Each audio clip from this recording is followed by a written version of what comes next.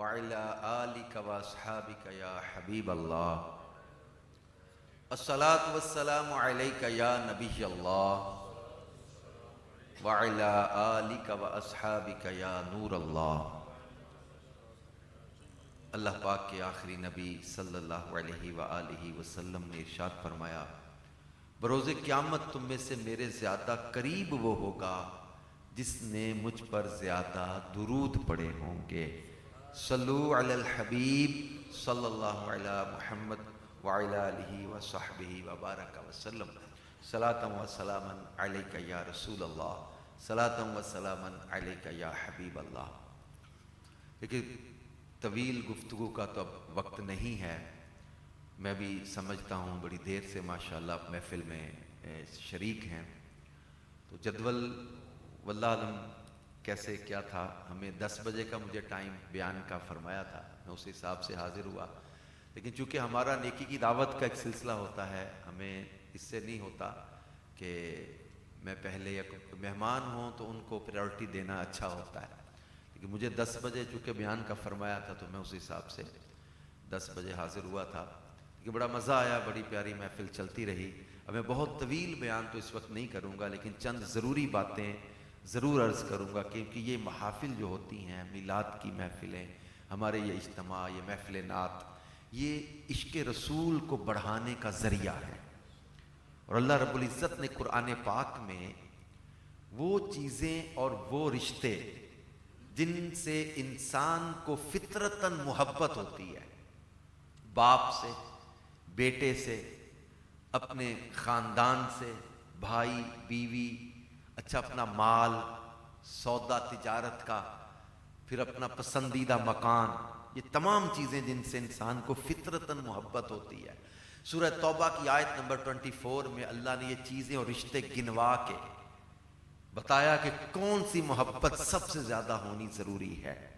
فرمایا کل ان کان آباؤکم وابناؤکم واخوانکم وازواجکم وعشیرتکم واموال اقترفتموها وتجارۃ تخشون کسادها ومساکن ترضونها۔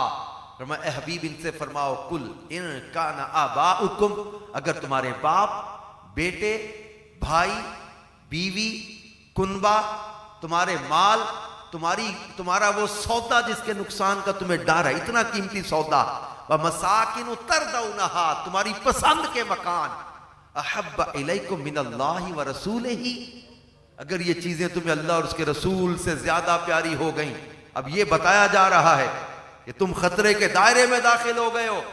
اگر تمہارے باپ کی محبت یا بیٹے کی محبت یا بیوی کی محبت یا بھائی کی محبت یا خاندان کی محبت یا مال کی محبت یا تمہارا سودا یا تمہارا پسندیدہ مکان، کوئی چیز بھی تمہیں اللہ اور اس کے رسول سے اگر زیادہ پیاری ہو گئی تو خطرے کے دائرے میں داخل ہو گئے ہو۔ تو پتا چلا کہ اپنی ہر شے سے بڑھ کر رسول پاک صلی اللہ علیہ وآلہ وسلم سے محبت ہونا ضروری ہے۔ صحیح بخاری شریف میں حدیث پاک ہے، لا یؤمن احدکم حتی اکون احب الیہ من والدہ وولدہ والناس اجمعین۔ فرمایا تم میں کوئی بندہ اس وقت تک مومن نہیں ہو سکتا جب تک کہ میں اس کو اس کے ماں باپ، اولاد اور تمام لوگوں سے زیادہ پیارا نہ ہو جاؤں۔ اور ایک حدیث پاک میں فرمایا تم میں کوئی بندہ مومن نہیں ہو سکتا اس وقت تک جب تک کہ میری جان اسے اپنی جان سے زیادہ پیاری نہ ہو اور میری اولاد اسے اپنی اولاد سے زیادہ پیاری نہ ہو جائے۔ تو حضور علیہ الصلوۃ والسلام اور ان کی آل سے محبت یہ ایمان کامل کی دلیل ہے، بلکہ حدیث ہے فرمایا الا لا ایمان لمن لا محبت له، فرمایا سن لو اس کا کوئی ایمان نہیں جس کے دل میں میری محبت نہیں ہے۔ تو ان روایتوں، ان آیات سے پتہ چلا کہ محبت رسول اصل ایمان، عین ایمان، جان ایمان، روح ایمان ہے۔ اعلیٰ حضرت امام اہل سنت فرماتے ہیں اللہ کی سرتابہ قدم، شان ہے یہ انسان نہیں انسان، وہ انسان ہے یہ قرآن تو ایمان بتاتا ہے انہیں، ایمان یہ کہتا ہے میری جان ہے، یہ جان ایمان ہے۔ اور اپنی اولادوں کو، اپنے گھر والوں کو یہ سکھانا ذمہ داری ہے ہماری۔ حدیث پاک ہے فرمایا ادبوا اولادکم علی ثلاث خصال حب نبیکم وحب اہل بیت ہی و تلاوت القرآن. فرمایا اپنی اولاد کو 3 خصلتیں سکھاؤ، 3 باتیں سکھاؤ اپنی اولاد کو. حب نبیکم، اپنے نبی کی محبت، وحب اہل بیت ہی، اور ان کے اہل بیت کی محبت، و تلاوت القرآن، اور قرآن کی تلاوت. یہ اپنی اولاد کی تربیت کرنا یہ والدین کی ذمہ داری ہے. It's our responsibility to educate. ان کو سمجھائیں کہ اپنی جان مال اولاد ہر شے سے بڑھ کر مدینے والے سے محبت کرنا ضروری ہے. ان کے اہل بیت سے محبت، قرآن کی تلاوت. اور ہم جس پرفتن دور میں گزر رہے ہیں، ایک دور تھا، ہم بیرون ملک سفر میں جاتے ہیں قافلے دعوت اسلامی کے، جب ہم سفر کرتے ہیں تو میرا یو ایس اے کے سفر میں بھی، یورپ کے سفر میں بھی نوجوانوں سے بیٹھنا، یونیورسٹی کے نوجوانوں کے ساتھ بیٹھنے میں چند چیزیں سامنے آتی. ایک وقت تھا ہم جاتے تھے تو باہر ان لوگوں کو، ان نوجوانوں کو ہم سکھاتے تھے اللہ ایک ہے، اللہ ایک ہے. لیکن اب دور وہ آ گیا کہ ان کو یہ بتانا پڑتا ہے اللہ ہے اور اللہ ایک ہے. اس جملے کو سمجھیے گا. پہلے اس بات کی لڑائی تھی کہ اللہ ایک ہے، اب یہ سمجھانا پڑتا ہے اللہ ہے اور وہ ایک ہے. دہریت کی طرف ہمارے نوجوان جا رہے ہیں، سوچے دین سے بغاوت کی طرف جا رہے ہیں، اللہ اور اس کے رسول سے دور کیا جا رہا ہے، بے حیائی ان کے ذہنوں میں انجیکٹ کی جا رہی ہے، قرآن سے اور دین سے باغی کیا جا رہا ہے. خدا را اپنے بچوں کو سنبھالو. سوشل میڈیا نے ان کو کہاں سے کہاں پہنچا دیا، بے حیائی میں، برائی میں، مذہبی بے راہ روی میں. اس طرح کی ڈیبیٹ چلتی ہے نوجوانوں میں. ایک لڑکا مجھے جرمنی میں ملا، کہتا why we have to follow Muhammad sallallahu alaihi wasallam, let me decide what I have to do and where I have to go. مجھے خود فیصلہ کرنے دو میں نے کہاں جانا ہے، کس مذہب میں رہنا ہے. پابند نہ کرو کہ یہ قرآن ہے، پابند نہ کرو کہ یہ دین ہے، ہمیں پابند نہ کرو. یہ اتنا باغی کیا جا رہا ہے ہمارے نوجوانوں کو، اس قدر ان کے ذہن بغاوت اور آزاد کیے جا رہے ہیں کہ کوئی دین نہیں، کوئی شریعت نہیں، کوئی قرآن کا حکم نہیں. ہم مسلمان ہیں، ہم اللہ کے بندے ہیں. اپنے بچوں، اپنی اولادوں کی تربیت ہمیں کرنی ہے کہ اللہ جل شانہ نے ہمیں مسلمان بنایا ہے. ہم پیارے نبی صلی اللہ علیہ وسلم کے امتی ہیں، حضور آخری نبی ہیں. اپنی اولادوں کی یہ تربیت کرنا ہماری ذمہ داری ہے. اب یہ اگر ہمارے نوجوانوں کو اس طرح کی سوچیں دے کر کے دیکھو وہ لوگ کسی مذہب کے فالوور نہیں ہیں تو وہ کتنی ترقی کر گئے، کتنا آگے نکل گئے، چاند پہ پہنچ گئے، مریخ پہ جا رہے ہیں، نئی نئی ایجادات آ گئی ہیں، نئی نئی ٹیکنالوجی آ رہی ہے. وہ دیکھو کسی مذہب کو فالو نہیں کرتے، کتنا آگے نکل گئے. ہم مذہب کے پیروکار، ہم کہاں ترقی کر سکیں گے، ہم کہاں آگے نکل سکیں گے. تو یہ قرآن یا حدیث یا دین یا مذہب، یہ ان کے ذہنوں میں یہ انجیکٹ کیا جا رہا ہے کہ یہ ہماری ترقی میں رکاوٹ ہے. اسلام نے، دین نے ترقی سے نہیں روکا، ہمارے مذہب نے ہمیں ریسرچ سے نہیں روکا، ہمارے دین نے ہمیں آگے بڑھنے سے نہیں روکا، ہمیں ٹیکنالوجی میں آگے بڑھنے سے نہیں روکا. ہمیں اپنے بچوں کو، نوجوانوں کی جنریشن کو یہ سکھانا ہے کہ قرآن ہماری ترقی کا مخالف نہیں ہے، دین ہماری ریسرچ اور ٹیکنالوجی اور ترقی کا مخالف نہیں ہے. چاند پہ جاتے، مریخ پہ چلے جاؤ، اسلام نے تو نہیں روکا. بلکہ سورہ رحمان میں اللہ پاک فرماتا ہے یا معشر الجن والانس ان استطعتم ان تنفذوا من اقطار السماوات والارض فانفذوا لا تنفذون الا بسلطان فبأي آلاء ربكما تكذبان. اللہ تو فرما رہا ہے جن و انسان کے گروہ، اگر تم طاقت رکھتے ہو زمین و آسمان کے کناروں سے نکلنے کی، فرمایا فانفذوا، تو نکل جاؤ. لیکن ساتھ ہی بتا دیا لا تنفذون الا بسلطان، نہیں نکل سکتے مگر جہاں جاؤ اسی کی بادشاہت. بڑی طاقت چاہیے، بڑی قوت چاہیے نا. اب آپ کہتے ہیں جناب ہمیں اسلام نے نہیں ترقی کرنے دی. اسلام نے کہاں روکا آپ کو مریخ پہ جانے سے، کہاں روکا ہے زمین و آسمان کے کناروں سے نکلنے. ہاں جہاں جاؤ گے اسی کی بادشاہت. بڑی قوت چاہیے، بڑی طاقت چاہیے. اور ہم اپنے بچوں کو سکھائیں، نوجوانوں کو یا وہ ایجوکیٹ کریں. اگر تمہیں کوئی دنیاوی تحقیق، ریسرچ یا ٹیکنالوجی تمہیں ایسی لگتی ہے کہ بڑا کمال کی بات ہو گئی ہے تو پھر ان سے متاثر نہ ہو جانا. اللہ کے پاک کلام کو پڑھنا، احادیث مبارکہ کو پڑھنا، اپنے آقا صلی اللہ علیہ وسلم کے قدموں سے دور نہ ہونا. اگر چاند پہ جانا کمال لگتا ہے تو پھر چاند کو انگلی کے اشارے سے ٹکڑے کرنے والے کا کمال دنیا کو نظر نہیں آتا. اگر چاند پہ جانا کمال ہے تو بچپن میں جھولے میں انگلی کے اشارے پہ چلانے والے محبوب کریم کی طاقت کو دنیا نے نہیں دیکھا کہ چاند کو انگلی کے اشارے پہ جو چلائیں؟ اگر solar system very fruitful invention, اچھی ایجاد ہے، ہم اس کا انکار نہیں کرتے، لیکن اگر سولر سسٹم تک پہنچنا کمال ہے تو پھر ڈوبے سورج کو پلٹانے والے مصطفیٰ کا کمال دنیا کو نظر نہیں آتا؟ اگر جناب آنکھ کھولنے بغیر آپریشن ہونے لگ گئے، بڑی اچھی بات ہے، میڈیکل سائنس کو اور ترقی کرنی چاہیے، لیکن میں ایک ڈاکٹر صاحب اسی طرح ایک ہاسپٹل میں تھے، ڈاکٹر صاحب نے کہا جناب آپ دعوت اسلامی والے لڑکوں کو داڑیاں رکھا دیتے ہیں، پگڑیاں بندھا دیتے ہیں، ان کو آپ قرآن پڑھنے پہ لگا دیں، درود پڑھنے پہ لگا دیں، یار ان کو ترقی آزاد خیال ہونے دیں، ریسرچ میں آگے جانے دیں۔ باتیں یہی چل رہی تھی، کہنے لگے جناب دیکھو آنکھ کھولی نہیں جاتی، اب اتنا سسٹم جدید آ گیا ہے، آپریشن ہونے لگ گئے۔ میں نے کہا ڈاکٹر صاحب میں ایک پیشنٹ لے کر آؤں، اس کو آنکھ میں کوئی لوہا لگ گیا، سریا لگ گیا، ہم نے سریا مقامی ڈاکٹر نے کھینچا، آنکھ باہر آ گئی، ہم لے کر آئے آپ کے پاس، اسپیشلسٹ ہیں آپ، جناب آپ کو کہیں کہ کوئی دوائی لگاؤ، ابھی آنکھ اندر رکھو اور یہ جوڑ دو اور یہ مریض دیکھتا ہوا جائے یہاں سے، کہتے اٹس امپاسبل، یہ پاسبل ہی نہیں ہے۔ میں نے 21ویں صدی ہے، میڈیکل سائنس کا آپ کہتے ہیں عروج کے دور چل رہے ہیں، تو آپ کوئی ایسی دوائی لگاؤ نا، کہ نہیں یہ پاسبل ہی نہیں ہے۔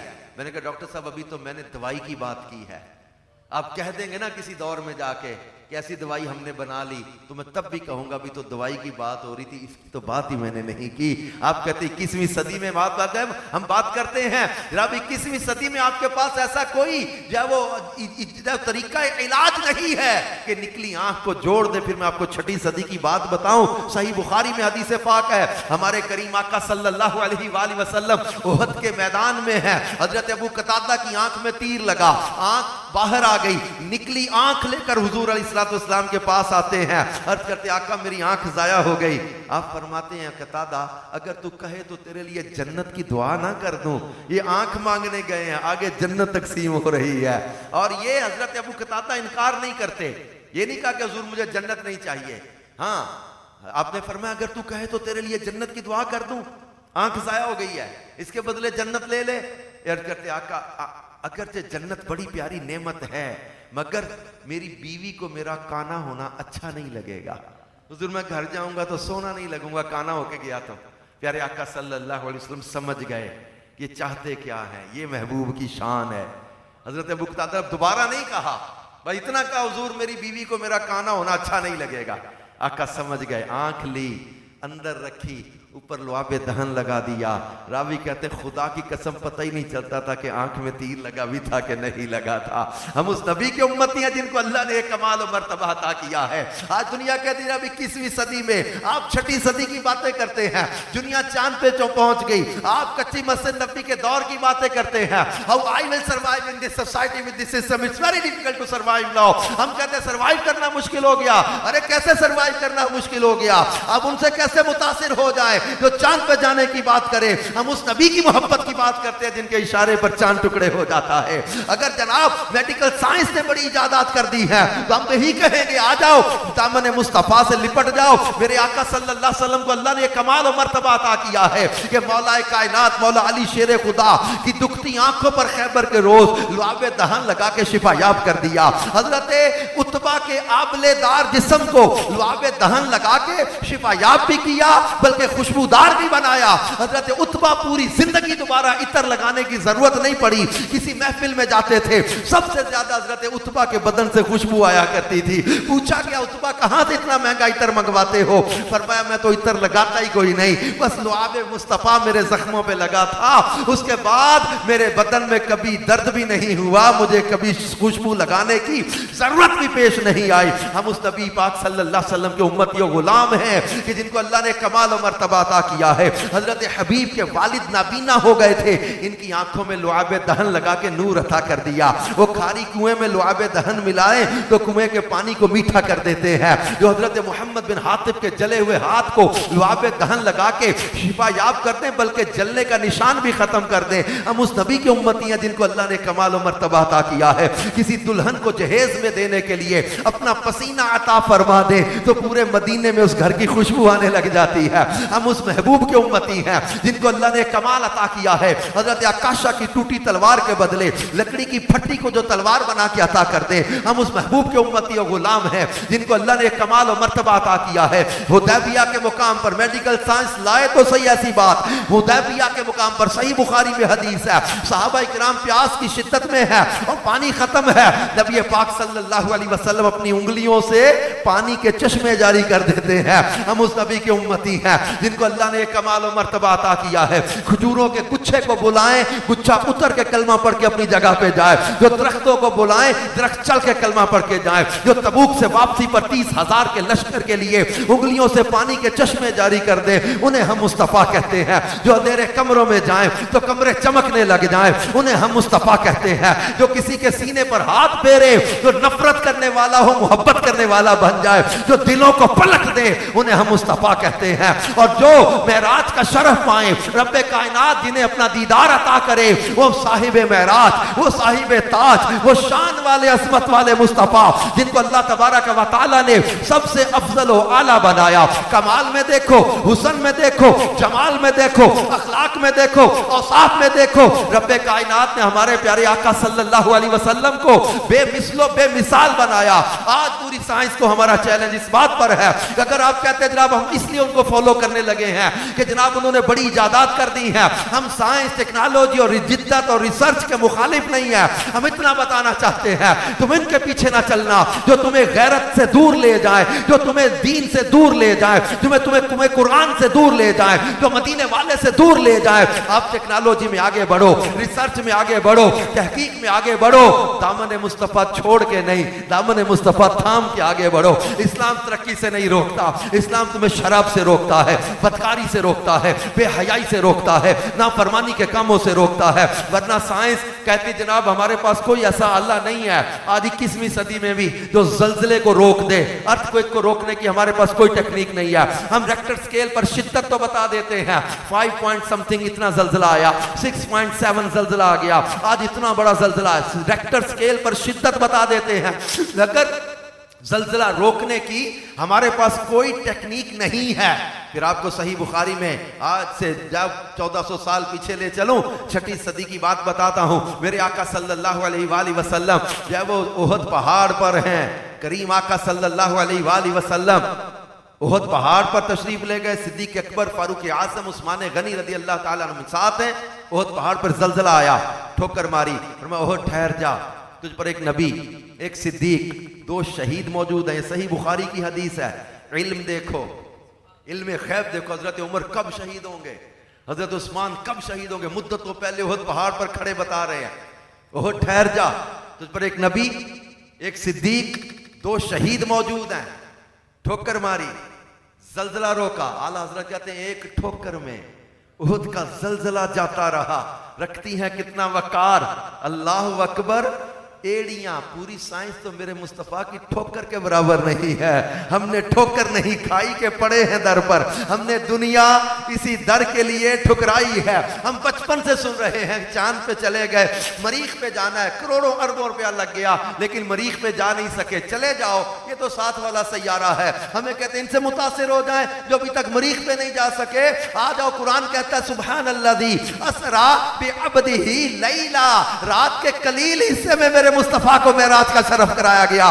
کہاں تک پہنچے؟ ثم دنا فتدلی فکان قاب قوسین او ادنی فاوحی الی عبدہ ما اوحی، یہ قاب قوسین کے مقام پر پہنچے، عالمین کی سیر کی، رب کا دیدار کیا، فرشتوں کے سوالوں کے جواب دیے، جنت کے مناظر دیکھے، کائنات کی سیر کر کے ہمارے آقا صلی اللہ علیہ وآلہ وسلم پلٹ کر آئے۔ کتنا وقت گزرا کہ کنڈی ہلتی رہی، بستر گرم رہا، پانی چلتا رہا، ادھر اتنا بھی وقت نہیں گزرا، میرے محبوب سیر کر کے واپس آ گئے۔ یعنی کہ کائنات ختم ہو گئی، رات ختم نہیں ہوئی، جن کی سیر کا یہ عالم ہے ان کی ذات کا عالم کیا ہوگا۔ راجہ لشکر کہتے تیری صورت، تیری سیرت زمانے سے نرالی ہے، تیری ہر ادا پیارے دلیل بے مثالی ہے۔ ہمارے کریم آقا صلی اللہ علیہ وسلم کو رب کائنات نے حسن میں، جمال میں، وصف میں، کمال میں، اوصاف میں، اخلاق میں، ہر لحاظ سے کامل و اکمل بنایا ہے۔ دنیا کے کسی خطے میں، کسی دور میں، کسی خطے میں، کسی موڑ پر، کسی دور میں کوئی بھی کہیں بھی یہ دعویٰ نہیں کر سکتا کہ میں اس کمال میں حضور کے برابر ہو گیا ہوں۔ بلغ العلا بکمالہ کشفت تجا بجمالہ حسنت جمیع خصالہ صلو علیہ وآلہ۔ اس لیے رب نے فرمایا لقد کان لکم فی رسول اللہ اسوۃ حسنہ، تمہارے لیے رسول اللہ صلی اللہ علیہ وسلم کی سیرت بہترین نمونہ ہے، بیسٹ رول ماڈل پرسنالٹی ہے۔ کوئی کائنات میں ایسا چہرہ جس کی قسم رب یاد فرمائے؟ ہے کوئی ایسا جس کی جان کی قسم رب یاد فرمائے، جس کی ذات کی قسم رب یاد فرمائے، جس کی خاک گزر کی قسم رب یاد فرمائے؟ ہے کوئی ایسا جس کو رب فرمائے وَلَا تَجْعَلْ يَدَكَ مَغْلُولَةً إِلَىٰ عُنُقِكَ، جن کے ہاتھوں کا ذکر اللہ فرمائے، جن کی گردن کا ذکر اللہ فرمائے، جن کے چہرے کو یاد کرے اللہ فرمائے قَدْ نَرَىٰ تَقَلُّبَ وَجْهِكَ فِي السَّمَاءِ، جن کا چہرہ اتنا پیارا، جن کے رخ انور کی قسم یاد کر کے فرمائے وَالضُّحَىٰ، جن کی زلفوں کو رب یاد فرمائے وَاللَّيْلِ إِذَا سَجَىٰ، جن کے سینے کو اللہ یاد فرمائے تو فرمائے أَلَمْ نَشْرَحْ لَكَ صَدْرَكَ، جن کی آنکھوں کو رب یاد فرمائے تو فرمائے مَا زَاغَ الْبَصَرُ وَمَا طَغَىٰ، جن کی زبان اطہر کو رب یاد فرمائے تو فرمائے مَا يَنطِقُ عَنِ الْهَوَىٰ إِنْ هُوَ إِلَّا وَحْيٌ يُوحَىٰ، جن کے قلب اطہر کو رب یاد فرمائے تو فرمائے مَا كَذَبَ الْفُؤَادُ مَا رَأَىٰ۔ یہی تو سیکھا تھا اعلیٰ حضرت نے جب پوچھا حضور کا چہرہ کیسا ہے، فرماتے کہ اللہ اللہ وہ بچپنے کی پھبن اس خدا بھاتی صورت پہ لاکھوں سلام۔ کن سے پیار کرتے ہو؟ آنکھیں کیسی تو امام کہتے ہیں نیچی آنکھوں کی شرم و حیا پہ درود، اونچی بینی کی رفعت پہ لاکھوں سلام۔ اچھا بھویں کیسی امام کہتے ہیں جن کے سجدے کو محراب کعبہ جھکی، ان بھووں کی لطافت پہ لاکھوں سلام۔ محبوب کی پیشانی کیسی تو امام کہتے ہیں کہ جس کے ماتھے شفاعت کا صحرا رہا، اس جبین سعادت پہ لاکھوں سلام۔ اچھا پیارے آقا کے کان کیسے؟ امام کہتے ہیں دور و نزدیک کے سننے والے وہ کان، کان لالے کرامت پہ لاکھوں سلام۔ اچھا محبوب کے بازو کہتے ہیں امام کہتے ہیں جس کو بارے دو عالم کی پرواہ نہیں، ایسے بازو کی قوت پہ لاکھوں سلام۔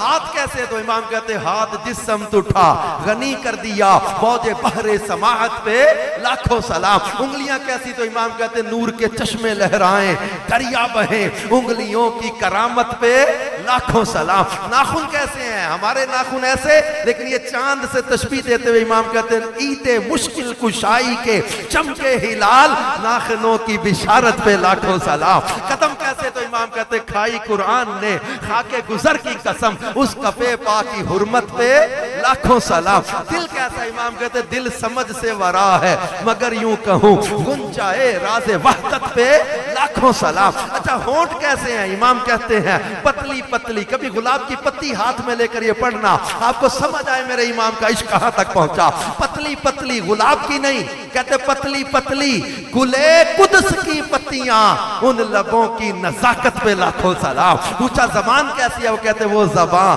جس کو سب کن کی کنجی کہے اس کی نافذ حکومت پہ لاکھوں سلام۔ اچھا لعاب دہن کیسا ہے؟ امام کہتے جس سے کھاری کنویں شیرائے جاں بنے اس زلال حلاوت پہ لاکھوں سلام۔ اچھا دہن کیسا؟ وہ کہتے وہ دہن جس کی ہر بات وحی خدا چشمہ علم و حکمت پہ لاکھوں سلام۔ اچھا رنگت کیسی ہے؟ امام کہتے جس سے تاریک دل جگمگانے لگے اس چمک والی رنگت پہ لاکھوں سلام۔ اچھا حضور مسکرا دے تو کیا ہو جاتا ہے؟ امام کہتے جس کی تسکین سے روتے ہوئے ہنس پڑے اس تبسم کی عادت پہ لاکھوں سلام۔ رب کائنات جل شانہ نے ہمارے پیارے نبی صلی اللہ علیہ وآلہ وسلم کو حسن و کمال میں، وصف و جمال میں ہر لحاظ سے کامل و اکمل بنا کے ہمیں حکم دیا وَمَا آتَاكُمُ الرَّسُولُ فَخُذُوهُ وَمَا نَهَاكُمْ عَنْهُ فَانْتَهُوا، جو یہ رسول عطا کریں وہ لے لو، جس سے حضور علیہ السلام منع کر دیں اس سے باز آ جاؤ۔ یہ محبت رسول بڑھانے کا ذریعہ ہوتی ہیں یہ محفلیں۔ آئیے آج کی اس محفل میں اپنی سوچ بنا لیں کہ ہم نے انشاءاللہ عشق رسول میں جینا ہے، خالی نعرے لگانے والے عاشق نہیں بننا، عملی طور پر عشق رسول نظر آئے ہمارے کاروبار میں، ہمارے لین دین میں، ہمارے معاملات میں، ہماری معاشرت میں، ہمارے وعدے میں، ہماری زبان کی سچائی میں، ہمارے سودے کے کھرے ہونے میں، ہماری دیانت میں، امانت میں، ہر شے میں عشق رسول کا رنگ نظر آنا چاہیے۔ عشق رسول ہو، غلط بیانی نہیں زیب نہیں دیتی، جھوٹ زیب نہیں دیتا، ہاں وعدہ خلافی زیب نہیں دیتی، بے حیائی زیب نہیں دیتی۔ اپنے آقا سے محبت کرتے ہیں، انشاءاللہ ان کی سنتوں پر بھی عمل کریں گے، ان کا کہنا مانیں گے، جن چیزوں سے انہوں نے روکا ہے ان سے باز آ جائیں، جن چیزوں کے کرنے کا حکم دیا ہے ان چیزوں کو اپنا لیں، انشاءاللہ زندگی پرسکون گزرے گی۔ آخر میں ایک حدیث، حضرت سعد رضی اللہ تعالیٰ نے پوچھا، حضور میں چاہتا ہوں مستجاب الدعوات بن جاؤں، میری دعائیں قبول ہوا کریں۔ ون لائنر جواب، میں نثار تیرے کلام پر ملی، یہ تو کس کو زبان ہے۔ آقا کریم صلی اللہ علیہ وسلم ون لائنر جواب دے دیا، کہتے کہ حضور میں مستجاب الدعوات بننا چاہتا ہوں۔ فرمایا اپنا رزق پاک کر لو، اپنا رزق پاک کر لو، دعائیں قبول ہونے لگ جائیں۔ آئیے ہم سب اپنی روزی کو پاک کر لیں، دارالفتہ سنت سے رابطے میں رہیں۔ دعوت اسلامی کا اجتماع ہر جمعرات ابو حنیفہ مسجد میں ہوتا ہے، مغرب کے بعد اس میں شرکت کیا کرے۔ اپنے بچوں کو فیضان آن لائن اکیڈمی بنی ہوئی ہے، آپ گھر بیٹھے پڑھنا چاہتے ہیں، آفس میں جاب کے رہتے ہوئے دنیا کے کسی ملک میں رہ کے قرآن سیکھنا چاہتے ہیں، فیضان آن لائن اکیڈمی بنی ہوئی ہے، اس کے ذریعے استفادہ کریں، فزیکل شرکت کریں۔ اسلامی بہنوں کے الگ ادارے بنے ہوئے ہیں، ان میں ان کو بھیجیں، ویکلی اجتماع ہوتے ہیں ان میں اپنے گھر کی خواتین کو بھیجیں، عشق رسول ملے، عمل اور تقوی کا جذبہ ملے۔ اللہ پاک ہم سب کو عمل کی توفیق عطا فرمائے، آمین، بجاہ خاتم النبیین صلی اللہ علیہ وآلہ وسلم۔